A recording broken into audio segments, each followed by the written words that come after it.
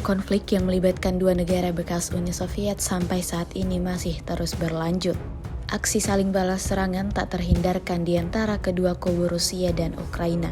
Seperti yang terlihat pada video yang beredar di Telegram pada Kamis 4 Januari 2024. Tampak penembak jitu dari angkatan bersenjata Rusia melancarkan serangannya. Dua tentara Ukraina yang sedang berjalan dibidik dan diberondong peluru. Keduanya berakhir tersungkur setelah ditembak dari jarak jauh. Namun sampai saat ini belum ada informasi mengenai kabar kedua tentara Ukraina ini. Video ini viral dan dibanjiri beragam respon dari warganet.